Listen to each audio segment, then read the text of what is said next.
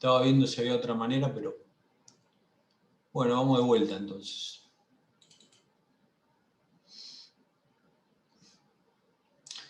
Bueno, el uso de los miembros a tracción en cabreadas, o sea, en vigas de techo en general, y en elementos de puentes.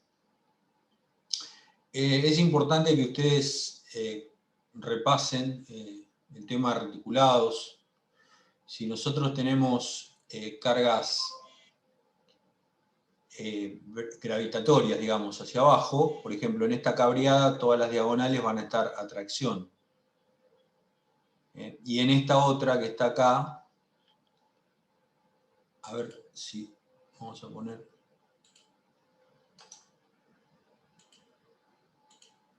En esta otra que está acá, estarían todas comprimidas, con carga hacia abajo, ¿no?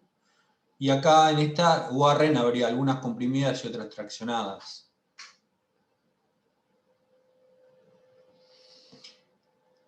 El tema es, bueno, que en los elementos de techo muchas veces la carga se invierte por acción del viento, de succión, entonces eso puede cambiar, ¿no? Pero en primera instancia tenemos ese comportamiento. Y después, bueno, vigas de puente, también tipo Pratt, una poligonal, puede ser como esta, como la que se ve en la foto, un tipo arco, ¿no? Son todos elementos a tracción. También podemos tenerlos en estructuras que no son cabreadas ni vigas, sino, por ejemplo, torres de alta tensión, estructuras de simple napa o doble napa. Y también como elementos auxiliares en estructuras de cubierta, que son cruces para tomar los esfuerzos de viento horizontales. Por ejemplo, estos elementos que están en azul acá, cuando sopla el viento, vamos a considerar que hay algunos que se traccionan y otros que se comprimen, ¿cierto? Los que se comprimen no consideramos su colaboración porque no tienen rigidez. Entonces consideramos el sistema que trabaja cuando se pone en tracción. Y después esa carga se transmite de la cubierta a estas cruces verticales. En el caso del sentido del viento como está acá, la que trabajaría a tracción sería esta de acá, ¿no es cierto? Lo mismo... Profe, ¿Sí? una consulta. En ese caso, ¿solamente habría que reforzar los extremos? Sí, las cargas están en los extremos. Las cargas están acá, en este extremo o en el otro extremo, y trabajan. Cuando el viento sopla en esta dirección que está indicada, trabajan los dos sistemas. ¿Por qué? Porque acá atrás de la nave se genera succión, ¿cierto? Entonces, trabajan los dos sistemas. Por supuesto que el que enfrenta al viento tiene mayores cargas. Y cuando el viento sopla en la otra dirección, ocurre al revés. ¿Qué pasa? Yo los puedo diseñar para que tomen la totalidad de las cargas de viento que se dan en el frente y en el contrafrente y no disponer nada intermedio. Pero cuando son naves muy largas, aparece, por un lado, la fricción, la acción del viento por fricción en la cubierta, que se da a lo largo de toda la nave, que es un esfuerzo bajo, pero que existe. Y después, por otro lado, hay una cuestión de rigidez general de la estructura, porque, por ejemplo, estos pórticos que nosotros los dibujamos teóricamente perfectamente alineados, ¿no? Puede que tengan corrimientos. Entonces, si nosotros confiamos en que con este campo y este campo, en una gran longitud, vamos a tener puntos fijos que se van a transmitir por este puntal a todo lo largo de la estructura, eso es un poco arriesgado considerarlo, ¿no? Porque, por lo que estoy mencionando de la falta de alineación. Entonces, es una buena práctica disponer otros campos intermedios iguales, se lo puede dimensionar iguales que estos que salen de los esfuerzos, digamos, para tener más rigidez en toda la nave, ¿no? Es decir, que si hay efectos no deseados, por ejemplo, falta de alineamiento y algún efecto de flexión o lo que sea, bueno, lo podemos volver a corregir porque hay otro punto de rigidez intermedio. Ese es el criterio que usualmente se maneja. ¿Se entendió la idea? Sí, profesor, genial, gracias. Bueno, otros cruces de arrastramiento inferiores en un puente para cargas horizontales, tensores que soportan, que acá llevan, o péndolas, ¿no? Que llevan la estructura a un arco. Y acá un detalle de este extremo, como es una barra con un ojal. Después está en una de las últimas diapositivas cómo diseñaríamos estas barras. Fíjense, acá es interesante esta unión, porque este es un tubo hueco, ¿no? Entonces, ¿cómo hacemos la unión de un tubo hueco a esta otra rótula? Bueno, se le suelda una chapa que se inserta en el tubo, se encastra, digamos, y lleva estos cordones de soldadura, ¿no? Después tiene un ojal, y bueno, y acá está el perno que transmite la carga, ¿no? El perno este, en conjunto con la soldadura, genera la transmisión de aquí hacia el tensor. Entonces, bueno, estos detalles son importantes porque esto no se puede dimensionar de cualquier manera, sino que la norma nos indica las dimensiones que tiene que tener para que no haya concentración de tensiones. Bueno, secciones usuales, yo le diría que para tracción sirve cualquier sección. Lo que pasa es que hay secciones que son más fáciles de usar. Esa sería la palabra. Por ejemplo, la facilidad de hacer la unión, ¿no es cierto? Estos tubos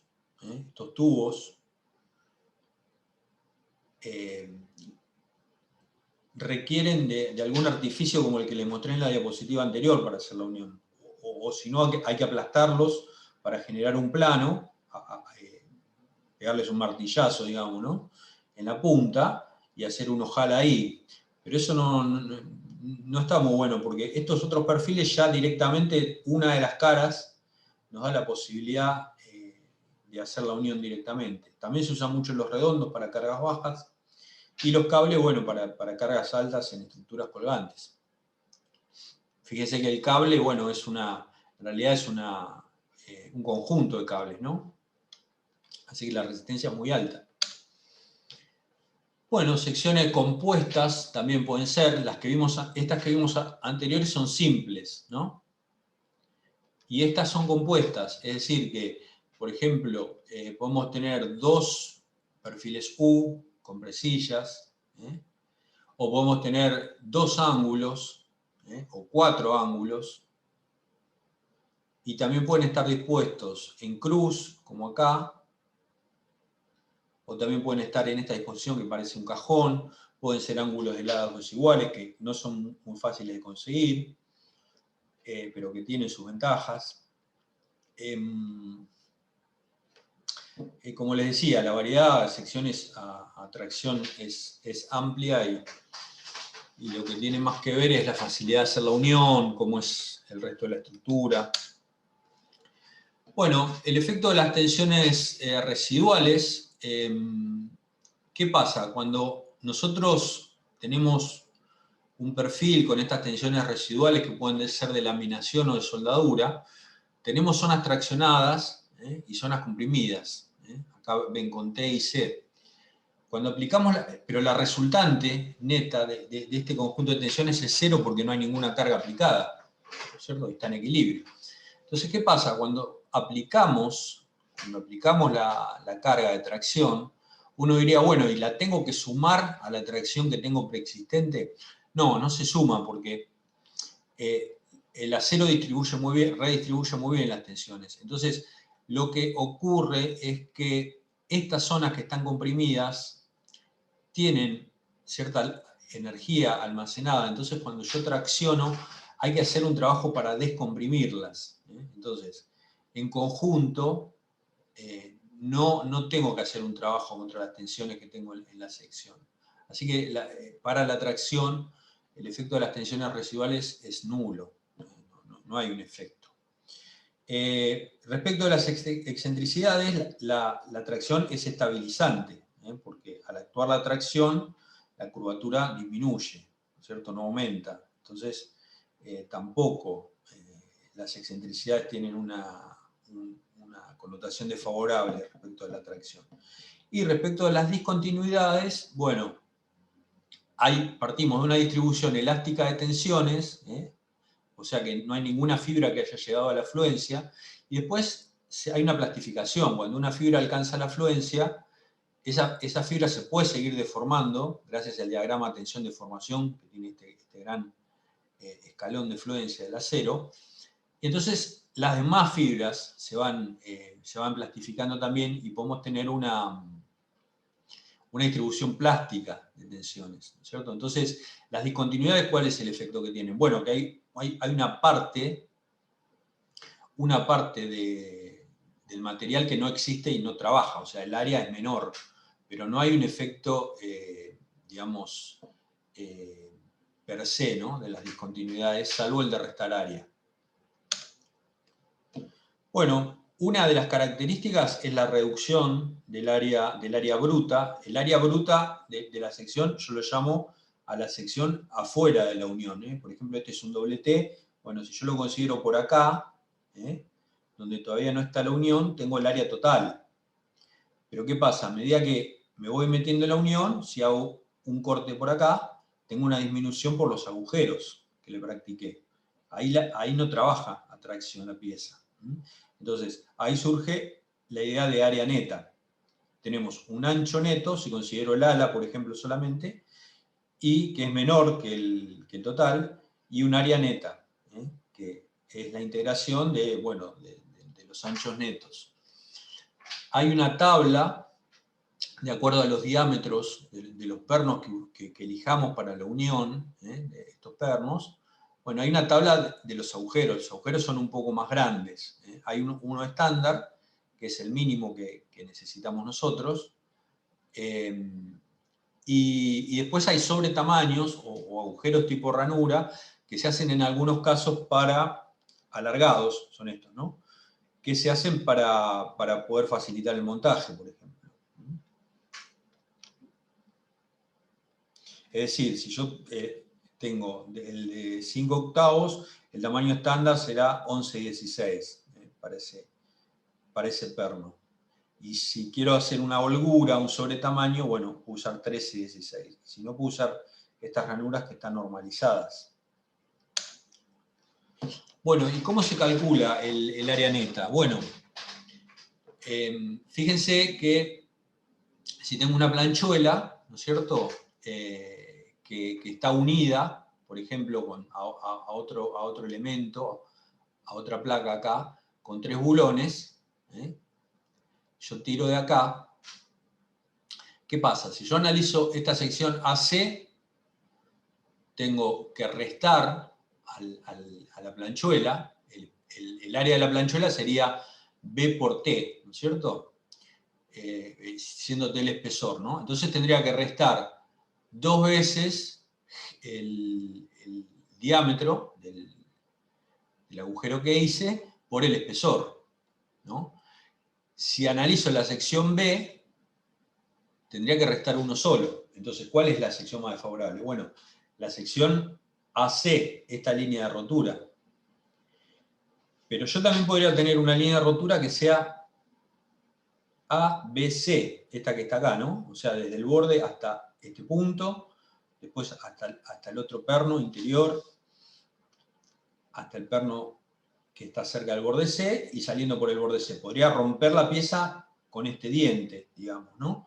Bueno, entonces, ¿cómo se calcula en esos casos que hay líneas oblicuas? Bueno, se calcula con esta fórmula, ¿no? O sea, el ancho neto va a ser el ancho B menos la sumatoria de los diámetros que atraviesa la línea de rotura, y si tengo líneas oblicuas, se suma para cada línea S cuadrado sobre 4G, siendo S cuadrado la distancia longitudinal entre los agujeros y G la distancia transversal. Por ejemplo, yo voy de A a B, tengo que sumar S cuadrado sobre 4G. Y cuando voy de B a C, tengo que sumar de vuelta S cuadrado sobre 4G.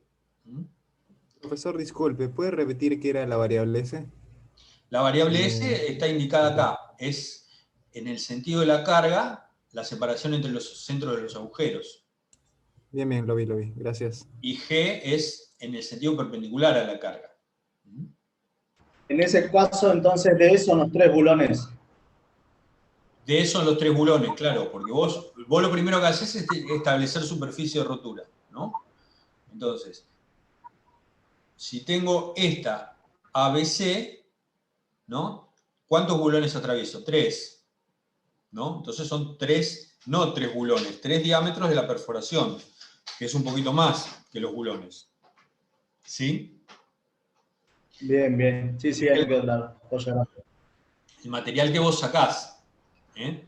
Sí, Ahora, sí, sí. si yo hago AC, si hago AC, esta parte de S y 4G no se suma, porque es recta. Directamente es B menos 2 veces el diámetro. Está bien. Bueno, acá tienen... Una consulta, sí, que no llego a ver bien. ¿Las distancias las toma desde el centro de los... sí. La distancia S entre ejes de bulones y G también. ejes? Ah, perfecto. Bueno, y si en vez de ancho quiero hablar de área, siendo el espesor de esta planchuela constante, bueno, directamente se multiplica por T, ¿no? Bn por T, y bueno, T que sale afuera. Fíjense que acá tendríamos también el caso de cómo considerar G en el caso de un angular plegado, ¿no? Cómo consideramos B con un radio de curvatura acá que se suma, y cómo consideramos G. Podría ser este caso también. Es más que una línea, un desarrollo. Y bueno, ¿y qué pasa con esos agujeros? Bueno, en un perfil, ¿yo los puedo hacer en cualquier lado? Este agujero que está acá, ¿lo puedo hacer acá? ¿Lo puedo hacer? No lo puedo hacer en cualquier lado. Hay tablas que se llaman de gramiles, que por ejemplo, estas tablas están en el STAL, el acero en la construcción, que indica cuál es el diámetro máximo del agujero que puedo hacer y a las distancias que está de los bordes o del centro, que es lo mismo, ¿no? Entonces, cuando yo dibujo la estructura, todo esto lo tengo que tener en cuenta.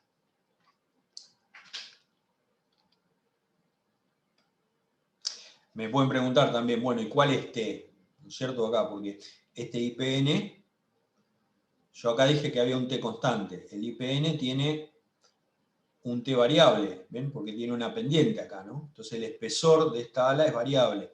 Bueno, se considera un T medio nominal que está indicado en la tabla, como TF, ¿no? T del ala. O sea, profesor, esa expresión va a servir para todo tipo de secciones que nosotros podamos tener, ¿verdad? Sí. Bien, gracias. Bueno, y después hay otra reducción, porque esto es el área neta, ¿no es cierto? Esta reducción es por área. Digamos, le hago agujeros, me queda menos área. Pero hablando de tracción, hay otra reducción que es por el retraso de cortante o corte diferido. Retraso de cortante. ¿Qué es el retraso de cortante? Bueno, yo tengo un perfil, ¿no es cierto? Acá está visto en planta, que está actuando una carga T y está unida a una placa de unión, ¿no? Y la placa de unión después está soldada a otra parte de la estructura, por ejemplo. Pero ¿qué pasa? ¿Dónde está la carga? Si yo lo miro en corte, ahora esto mismo, lo miro en corte, fíjense que la carga está aplicada en el baricentro del ángulo, en este caso, ¿no? El ángulo tiene un baricentro, que lo puedo sacar de la tabla, y el plano de conexión no está en línea con eso, sino que está más abajo. Entonces, tiene que haber un flujo de tensiones para que cuando yo tiro de acá, la carga se transfiera desde la unión hacia el punto de aplicación de la carga, ¿no? Hay unas líneas de flujo que no son rectas, sino que son curvas, y eso se llama retraso de cortante. Entonces, ¿cómo se ve eso? Bueno, como está acá. Fíjense, primero considero 3 conectores, el ángulo que está conectado con 3 bulones a la placa, ¿no? Y tiro de acá. Bueno, las líneas de flujo tienen que pasar del baricentro de la sección a esos 3 bulones. Entonces las puedo dibujar más o menos de esta manera. Si yo analizo a nivel del primer bulón, yo me doy cuenta que hay un área que no transmite carga, que es este pedacito de acá arriba, porque las líneas de flujo se tienen que curvar para abajo para alcanzar a los bulones, ¿sí? Entonces, esa parte del ángulo que está acá sombreada no colabora. Hay un área que es inefectiva debido al retraso de cortante. Ahora, si esta conexión, en vez de ser con 3 bulones, estoy solamente dando un ejemplo, tiene 4 bulones, ¿no? Es más larga. ¿Qué pasa? Yo cuando analizo acá el flujo de esfuerzos, este flujo no es tan abrupto, porque las líneas bajan en una longitud mayor. Entonces, si puedo analizar la sección 1,1, que es la sección donde comienza la unión, y ya ahí la disminución que tengo del área inefectiva por la curvatura es nula, o es muy pequeña, es más pequeña. Entonces, podemos ver que un factor que influye en el retraso de cortante es la longitud de la conexión. Cuanto más corta es la conexión, más se curvan las líneas de flujo, de tensiones, y más voy a restar, voy a tener menos área. Este factor U va a ser más chico. En cambio, cuando tengo una conexión más larga, bueno, se acerca este factor a la unidad, casi que no voy a tener reducción. ¿Y cuál es el otro factor que hace que las líneas sean más o menos abruptas? Bueno, la altura a la que está ubicado el baricentro, porque el baricentro, si se va más arriba, la línea tiene que bajar más. Entonces, esta distancia X raya del baricentro del ángulo, al plano de la unión, es el otro factor que influye. Fíjense que acá tienen un dibujo, esto está tomado del Vinacota, que si yo tengo un ángulo de lados iguales, tengo una cierta distancia, ¿no? Que acá, bueno, 1,42 pulgadas. Si yo pongo un ángulo que sea de lados desiguales, y hago la unión en la pata corta, voy a tener que esa altura es mayor, 1,99, X raya. Entonces es más desfavorable. Y si hago con un ángulo de alas desiguales, pero abulono, acá abajo, la pata larga, ese X raya va a ser menor. Entonces sería el caso más favorable. Entonces, ¿qué pasa? En el caso ideal yo usaría ángulos de alas desiguales para no tener tanta disminución por corte diferido. Pero bueno, como les decía, se consiguen, lo que más fácil se consigue son ángulos de lados iguales. Este ángulo es un ángulo de 5 pulgadas por 5 pulgadas por media pulgada, lo podemos conseguir. Estos otros acá en nuestro país, 6x4, es más difícil. Entonces, el área efectiva, que tiene en cuenta la reducción por el retraso de cortante, va a ser el área neta, que yo saqué primero por reducción de agujeros, multiplicada por un factor U. Y ese factor U va a tener en cuenta, a través de esta fórmula, el X raya y el L. El X raya es la distancia del baricentro al plano de cortante, al plano de la unión, y L es la longitud de la unión, desde el primer bulón hasta el último. Hay casos particulares, porque, por ejemplo, si tengo un doble T y lo tengo unido en las alas, fíjense que, ¿cómo lo trato eso? Bueno, lo trato como un perfil T, como si fuera un perfil T con la carga en el baricentro del perfil T. Acá está el caso de una U, que la U también tiene una cierta excentricidad del baricentro al plano de cortante, menor que en el ángulo, pero que existe. Y bueno, y en el caso de hacer la unión en el alma, de un doble T, tratar la mitad del ala y la porción como un ángulo, tratarlo como un ángulo. Y acá hay una tabla en en la norma, tabla D31, la pueden encontrar en la norma, que les dice, bueno, para cada tipo de unión, cómo calcular el U, que es el factor que tiene en cuenta el retraso de cortante. Es decir, recapitulando, tenemos el área G, que es el área total, y tenemos una primera disminución, que es el área efectiva, que restamos los agujeros. Y tenemos una segunda disminución, que es a través de U, que tiene en cuenta el retraso de cortante. Entonces trabajamos con el área neta efectiva, que tiene en cuenta esas dos cosas. Bueno, ¿eso quedó más o menos claro?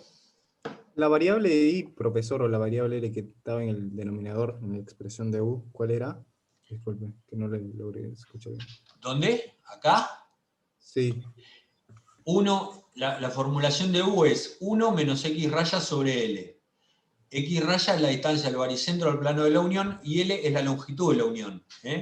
Acordate que yo acá te dije, esta es una longitud de 2P, 2 veces la separación, con 3 conectores, P y P, ¿no? Y si tengo acá 5 conectores, le dije 4, pero son 5, tengo 1, 2, 3, 4, 4P. La longitud L acá sería 2P y acá sería 4P. Siendo P la separación entre ejes de bulones. ¿Sí? Ahí está, perfecto, gracias. Se llama longitud de la conexión.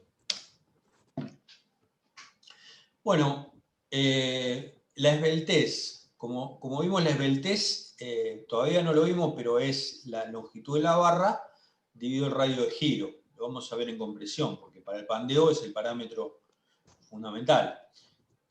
Para barras de tracción no hay una prescripción, es decir, no hay una esbeltez máxima. Pero es recomendable que no exceda de 300 para no trabajar con barras muy finitas, muy tipo alambre, que se doblan en el montaje, en el transporte. Entonces se recomienda, la norma recomienda L sobre 300, o una esbeltez L sobre R 300, no mayor de 300. Bueno, ¿y cómo se calcula la resistencia? La resistencia de diseño en tracción, Φ1 por P nominal, es la resistencia o la resistencia admisible en tracción, si es norma ASD, Pn sobre el coeficiente de seguridad ASD, de miembros traccionados debe ser el menor valor obtenido de acuerdo con los estados límite de fluencia en tracción calculado en la sección bruta y ruptura en tracción calculado en la sección neta. Es decir, tenemos dos estados que fluencia en el área bruta. El área bruta es por acá, en una, a ver, vamos a activar el puntero. Por acá, donde no están los agujeros, en un punto lejano de la unión, ahí tengo el área bruta. Entonces, ahí puede entrar en fluencia el ángulo. Y el otro estado es la ruptura en el área neta efectiva, como está acá. Entonces, los coeficientes de minoración para la LRFD que yo voy a aplicar al PN, para fluencia, como es una ruptura dúctil, es un coeficiente mayor, 0,9. Entonces, la resistencia sería 0,9 por PN para fluencia. Y para fractura, como es una rotura frágil, digamos, el coeficiente es 0,75, la disminuye más. Entonces, la resistencia que voy a tener disponible va a ser 0,75 por la tensión última del acero por el área efectiva. Recuerden que cuando hablamos de un F24, bueno, esta FI es 240 megapascales, más o menos, y esta FU podrá ser 360 o 390 megapascales. Es la resistencia última del diagrama de tensión de formación. Y la resistencia de diseño a tracción va a ser el menor de estos dos valores. Calculo los dos y bueno, el que me da menor, ese es el que manda, porque va a romper ahí. Y hay un caso especial que se agrega, que es rotura por cortante, por bloque de cortante, que es corte y tracción combinadas, como se ve acá. ¿Ven acá abajo en este dibujito que se rompe una parte de la sección, y hay una parte que falla tracción, que es esta vertical, y una parte que es a corte, que es esta horizontal. Entonces se rompe un bloque, y la resistencia se calcula con esta fórmula, que son dos en realidad. Es 0,6 de la tensión última por el área neta a corte, más un factor VS, que ahora vamos a ver qué es, por la resistencia última por el área neta de tracción, que no debe ser mayor. Esto no es una verificación, sino que te dice, esta es la resistencia, pero no puede ser mayor que esta otra resistencia.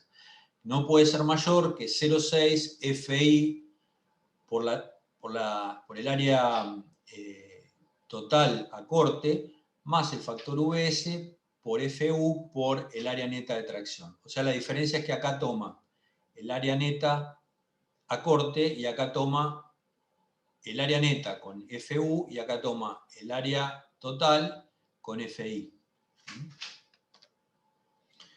Acá está un poquito explicado, este gráfico es de Troglia. Fíjense cómo sería en una viga.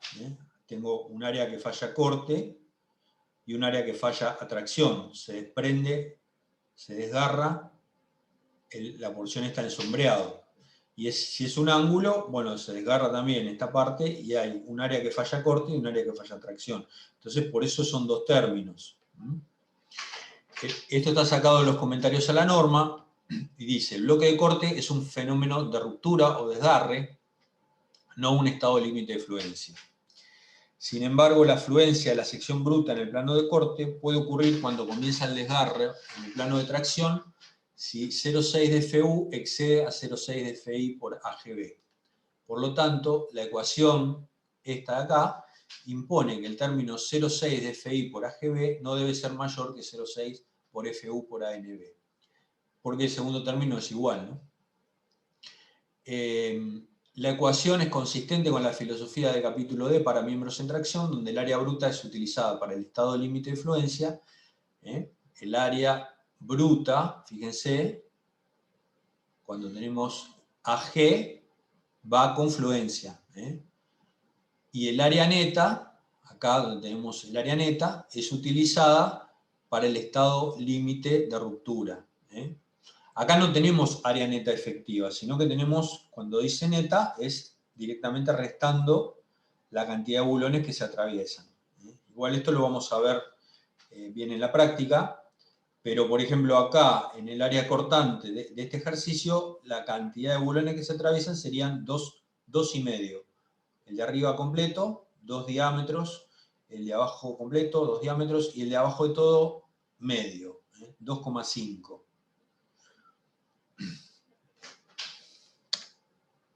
Bueno, y esto les muestra los casos de bloque de cortante, distintos casos, y qué es el factor este VS, que era lo que faltaba indicar. El factor VS analiza si las tensiones de tracción son uniformes o no. O sea, contempla el caso que haya tensiones de tracción no uniformes. En todos estos casos, de acá arriba, por ejemplo, un ángulo apernado, que es abulonado, fíjense, está indicado en sombreado que las tensiones de tracción en esta parte son uniformes. Entonces, VS vale 1. Lo mismo un ángulo soldado, lo mismo un ángulo soldado, una viga, ¿no?, que está agarrada a un ángulo. Lo mismo una conexión que tiene una única línea de bulones. Todos estos casos de acá. ¿Y en qué caso puede ser distinto? Bueno, cuando tengo, por ejemplo, dos líneas de conectores. ¿Por qué? Porque acá hay un giro que no se puede omitir, hay que tenerlo en cuenta. Y eso se tiene en cuenta a través de una distribución de tensiones de tracción no uniforme en esta zona. Entonces, si tenemos que aplicar bloque de cortante a este caso, lo vamos a aplicar con el factor VS igual a 0,5. Son los dos valores que puede adoptar. Uno para tensiones de tracción uniformes, que son todos estos casos, y 0,5 para el caso de tensiones de tracción no uniformes, con dos líneas de una viga, con dos líneas de conectores.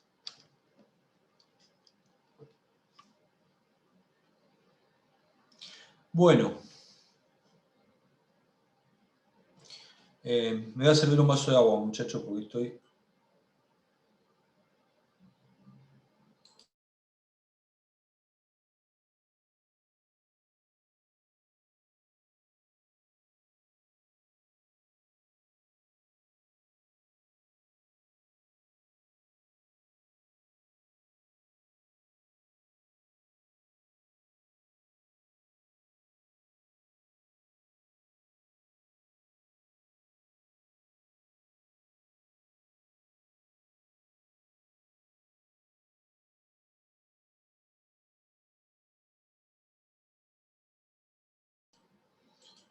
Bueno, continuamos. Son muy usadas a tracción las barras roscadas, los redondos, un redondo roscado en su extremo, con una arandela, y esto que se llama nut en inglés, que es una traba. Ahora la vamos a ver cómo se coloca. ¿Qué pasa? Los programas de cálculo no incluyen el uso del área neta ni del área neta efectiva. Por lo menos los más comunes, el SAP, el RAM, los que tenemos disponibles. Solo verifican el área total, el AG, digamos. Entonces verifican fluencia en el área total, FI por AG. Por lo tanto, debemos agregar una verificación de las cruces de arrastramiento, por ejemplo, barras a tracción, una verificación manual o con una planilla Excel especialmente diseñada para eso. Tampoco incluye la reducción por el área roscada, en el caso de redondos. Cuando yo tengo un redondo, fíjense que tengo un área en la parte no roscada, y en la parte roscada, por cómo está hecha la rosca, tengo un área menor, que es del 75% del área total en general. Entonces, para redondos roscados, la FNT es, cuando aparece algo en mayúscula en la norma, es una tensión resistente. Entonces, esta es tensión, N es nominal, o sea que esto es resistente, y T es de tracción. Fíjense que en esta tabla aparece FNT y FNB. B es de corte. Entonces, esto es de corte y esto es de tracción. Entonces, para redondos roscados, la FNT está dada por la tabla J32, que es este extracto que hice acá, y se trabaja con el área nominal, es decir, con el diámetro nominal. Entonces, se baja la tensión. El área directamente se calcula con el diámetro total, que tiene acá, no se utiliza el diámetro de la rosca, sino se usa el diámetro total, y la tensión se reduce. Entonces, las partes roscadas, de acuerdo a esta tabla, 0,75 de F último para la tracción nominal, y la tensión de corte nominal, bueno, es esta que está acá, 0,45, que seguramente es 0,6 por 0,75, y parte roscada, bueno, cuando la rosca no está excluida del plano de corte, quiere decir que la unión abarca parte de la rosca, y partes que está excluida, la tensión es mayor, la tensión de corte que se puede tomar. Entonces, fíjense, acá yo les traté de mostrar, bueno, lo mismo que les decía, ¿no? Para un redondo de diámetro nominal D, la resistencia a la parte roscada está dada por Φ, o sea, la parte de rotura, digamos, ¿no? Porque es la parte de la unión. phi por 0,75 de F última, que sería la tensión, por AG, con este valor phi 0,75 porque es para rotura, y por supuesto para la barra alejada de la unión, en un lugar por acá, verificamos fluencia. Esas son las dos verificaciones que hay que hacer. Que yo les digo, bueno, el programa les verifica fluencia, tienen que agregar esto otro que está acá. AG se calcula con el diámetro nominal y se disminuye la resistencia. Entonces acá ven una columna, por ejemplo, cómo está un redondo pasando a través del alma de la columna y trabado con este elemento, que es el que yo les mostraba acá. Y acá tienen el sistema de las dos cruces. Entonces, en inglés, brace rod se llama, y estas tuercas dicen que son galvanizadas. ¿Qué pasa? Acá tienen que tener muy en cuenta algo, que es, sobre todo si esta columna es más grande. Si esta columna es más grande, yo estoy tirando acá de un punto del medio del alma, que ustedes intuitivamente se pueden dar cuenta que esto se va a deformar acá.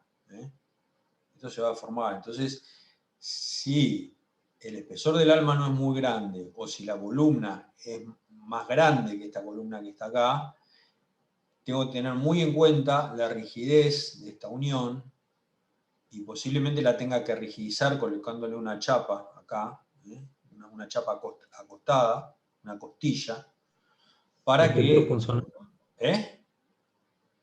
¿Sería algo equivalente a un efecto de punzonado?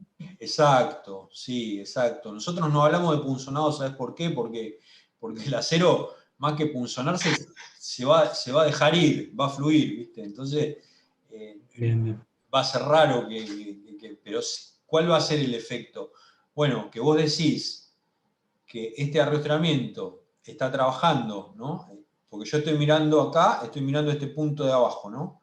Entonces estoy diciendo, bueno, este punto de arriba va a estar tomado a través de este tensor, no se va a deformar, pero sí se va a deformar si ocurre ese cedimiento del alma. ¿Y qué va a pasar cuando se deforme? Bueno, van a cambiar las condiciones de cálculo de esta columna que está acá, de este punto, porque no va a estar bien arrastrada, por una falta no de resistencia, sino de rigidez del arrastramiento, que es un tema muy importante porque hace incrementar las cargas por efectos de segundo orden. Entonces, mucho cuidado con esto, porque claro, las empresas, esto que te cuento es un detalle típico de una empresa americana, que por lo menos yo lo conocí ahí, son muy prácticos para los montajes, pero hay que tener en cuenta todo, ¿no? Las posibles falencias de nuestra solución. Bueno, otros elementos son estos pasadores, que los veíamos al principio. Yo les había mostrado en una diapositiva del principio de hoy, también les había mostrado en el estadio único, donde están agarrados los cables a las barras verticales, que había un detalle así. Bueno, la norma nos indica los requisitos dimensionales de estos elementos, ¿no? Para que no tengamos problema en principio de corte. Obviamente que hay que verificar, ¿no? El corte acá en estas secciones. Pero bueno, acá les dice, ¿ven? A, por ejemplo, este valor A, no puede ser muy chico, tiene que ser mayor que 1,33 BE, ¿no? Entonces, bueno, acá, ¿qué es BE? Acá les dice lo que es BE, ¿no? 2 veces T más 16 milímetros, tiene que ser menor o igual que B, menor o igual que esto. Entonces, bueno, voy calculando BE, me fijo si A cumple ese valor, si no, lo redibujo, lo rediseño. El valor W, que es el ancho total, tiene que ser mayor que 2BE más D, bueno, obviamente, ¿no? Pero fíjense que no dice 2B, dice 2BE, o sea que tengo que hacer esta cuenta antes. Y C mayor que A, esta distancia que está acá perpendicular. Entonces, bueno, se verifica con F último, 2 veces TB por BE por F último y el coeficiente 0,75. Y después tenemos rotura en corte del área efectiva, 0,6 por FU por ASF, con 0,75. también para esta forma de resistencia. Y bueno, acá les dice lo que es cada cosa, ¿no? Lo que es el área SF, falla por corte. Son las verificaciones que hay que hacer en este tipo de barras. Y también puede ser, bueno, que sea bielas, que es curva, en vez de ser, es como esto que está acá, ¿no? En vez de ser una barra así poligonal como esta de acá, un pasador, es una barra que es totalmente curva y también tiene que cumplir ciertos requisitos dimensionales del espesor, del ancho de la parte recta, de D, de DH, bueno. ¿Esta forma, profesor, tiene alguna ventaja sobre la anterior? Mirá, no me detuve a analizarlo, no son muy usadas. La verdad no las uso mucho, pero es la que te mostré antes, esta.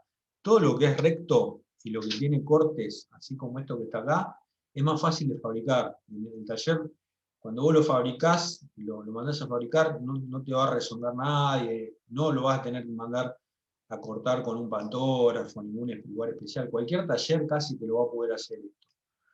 En cambio, esto otro, por ahí queda más lindo, pero fíjate la forma esta que tiene, el radio de curvatura. Bueno, ya es más complejo para hacerlo. ¿Sí? Tiene la ventaja, bueno, que podés unir varias barras como están acá, ¿no? Por ahí que no te ocupa tanto espacio, acá en la unión esta, ¿no? Pero es más difícil de fabricar. Eso es lo primero que yo te diría.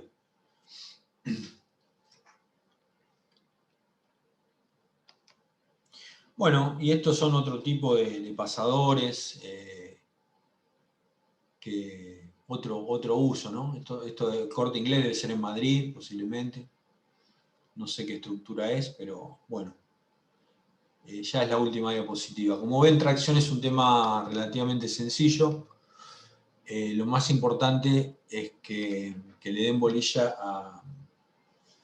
al área bruta, área neta efectiva y el bloque de cortante. Bueno, esa ha sido la clase de hoy. Ya la clase que viene vamos a empezar con compresión. No sé si hay alguna pregunta.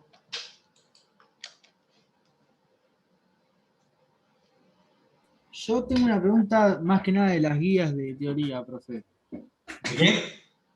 De las guías de teoría, porque anduve viendo y no sabía si, por ejemplo, la guía del módulo 1, la que incluye el módulo 1, 2 y 3, esa que pusieron, o sea, tendríamos que estudiar de esa y después de la guía que sea del módulo 4, o al módulo 2 y 3 hay que darle otro apoyo. Sí, no, vamos a hacer, no, el módulo, ahí tenés del módulo 1 al módulo 3. Y ahora los temas de ahora los estoy armando.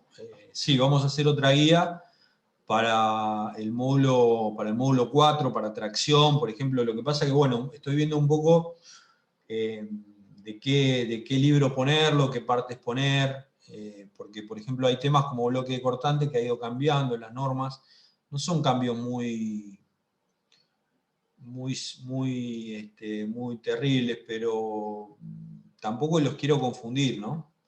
Entonces, bueno. Profe, y una consulta, porque cuando ingresamos a la página de la cátedra, también están ordenados por M1, M2, según los módulos. Entonces, como le dijiste al compañero, o sea, el módulo 1 ingresa al módulo 2 hasta el 3, pero en el 2 y en el 3 hay datos, apoyo bibliográfico, digamos, o sea, que también podemos ir a consultar ahí.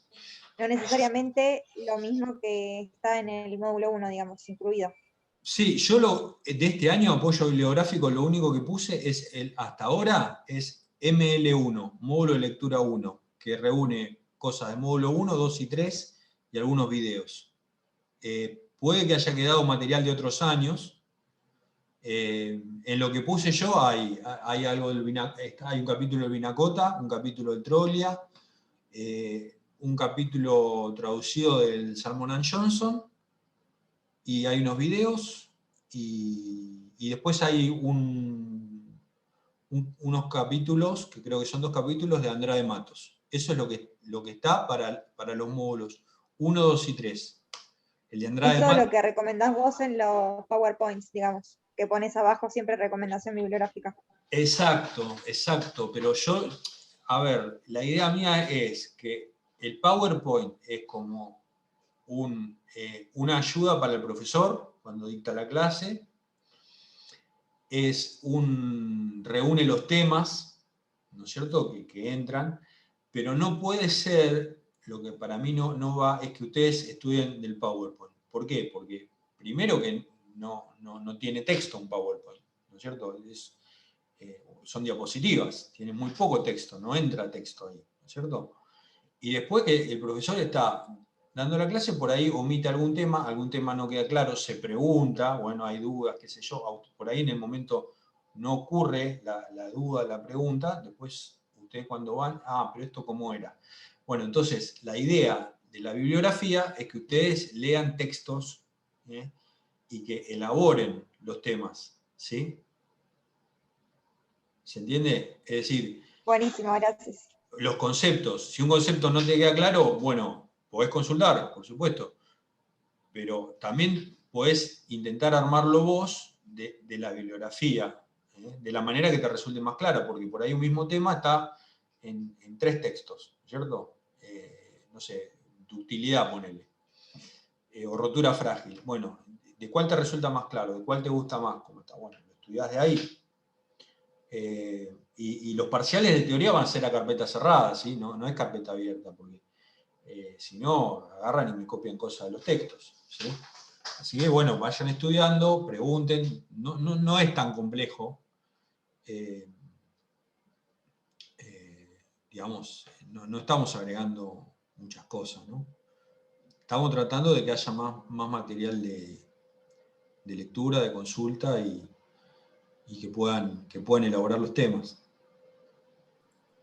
Después no sé si... ¿Podemos estar respecto? Sí. Entonces, como para redondear, entonces dentro del módulo 1 de lectura está el módulo 1, módulo 2, módulo 3, digamos que más o menos para guiarnos en la lectura, y módulo 4, dentro de la carpeta módulo 4 tenemos lo que es tracción, corte, flexión y un tema más, creo, todos como archivos separados, ¿no? Sí, el módulo 4 entra no sé bien si me estás preguntando la bibliografía o me estás preguntando qué entra. Claro, o sea, yo recién me estaba fijando en las carpetas que tenemos no, creo que es en la página de la cátedra, y en lo que es módulo 4 hay temas. Yo digo como que o sea, a mí me sirve mucho de agarrar y, no sé, armarme todo como una especie de libro, y ahí empezar a leer, resumir todo eso. Está bien. Yo para armarme eso, lo que te preguntaba si eso me servía, como decir, bueno, eso es módulo 4, me agarro esos archivos y los junto todo.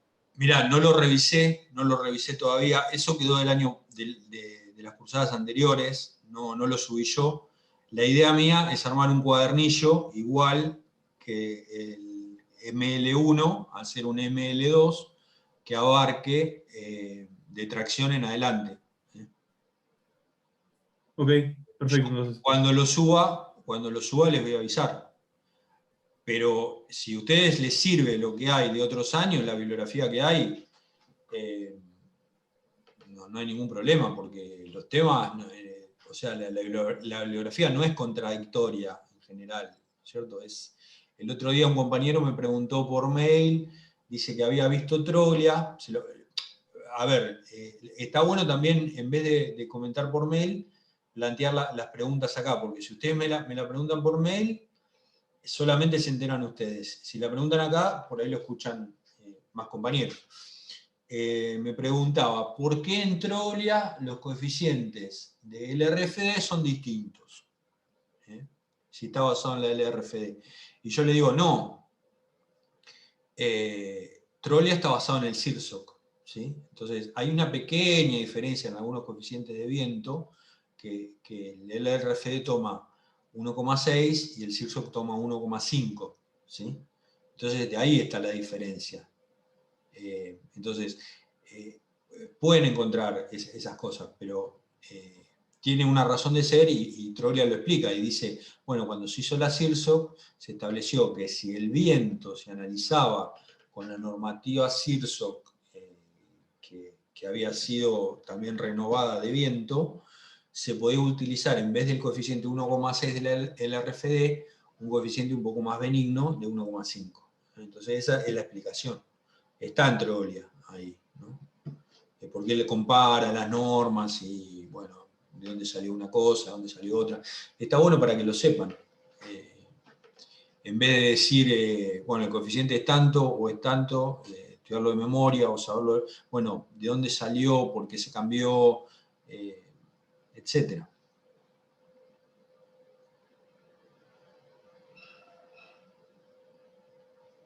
¿Hay alguna otra pregunta? ¿Alguna otra inquietud?